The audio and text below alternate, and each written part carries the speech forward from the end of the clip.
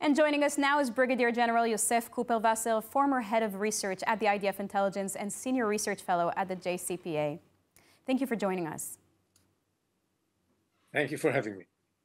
Yosef, the IDF deepened its reach into southern Gaza. What can you tell us about this next stage in the war and the fighting in Khan Yunis?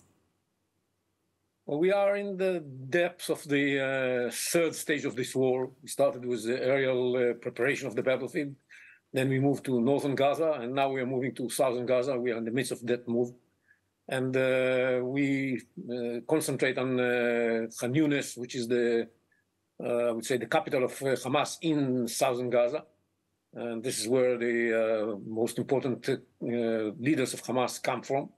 So we are trying to break the leadership of the Hamas in Khan Yunis, and that would have an impact, I believe, on the entire southern part of Gaza. But still much is ahead of us. We have to deal with a lot of other cities and towns and villages in southern part of Gaza. Altogether, there are about 1 million people living there, and on top of that, close to 1 million that moved there from Gaza City.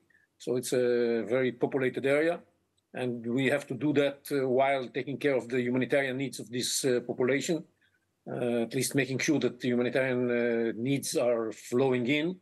What happens with that afterwards is it's a big question mark, because we saw that Hamas is trying to steal the food that's coming in for their purpose, and that leaves the population in a very poor condition. UNRWA is trying to take control of that, but they actually cannot. And it's a challenge that we'll have to face during fighting in this part of Gaza. But I believe that we can make it and take over the entire Gaza Strip in order to make sure that Hamas doesn't have the capability to carry out terror attacks, and to make sure that it doesn't control Gaza. We are getting closer. It's going to take something like a couple of months, I guess, before we finish taking over the entire Gaza Strip. Now, as you mentioned, Prime Minister Benjamin Netanyahu announced as well last night that IDF forces have surrounded the home of Hamas leader Yahya Sinwar in Gaza. How close is the IDF to catching him, along with the other top Hamas officials? That's I cannot guess about that. He was not at all. And he's hiding somewhere, and it depends whether you get the golden piece of information that would lead you to where he is or not. You might exert a big effort in order to get it, but it doesn't guarantee that you're going to get it, in fact. So I don't know, but the effort is going to continue, and we are going to reach soon the situation where even if he's not caught, he's unable to control the Gaza Strip, and that's the most important thing.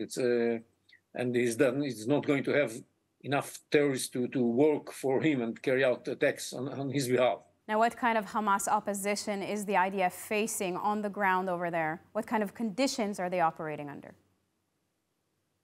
Well, we have to understand. First of all, we are fighting inside an urban area, which is by itself a very challenging situation. Secondly, we are fighting against people who were preparing themselves for this kind of battle for more than 15 years.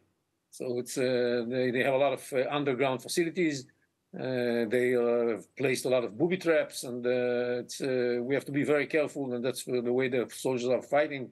They're very careful. There's a lot of cooperation between the ground forces and the Air Force and the Navy, and that guarantees that we are going to have less casualties than what Hamas planned to charge us with.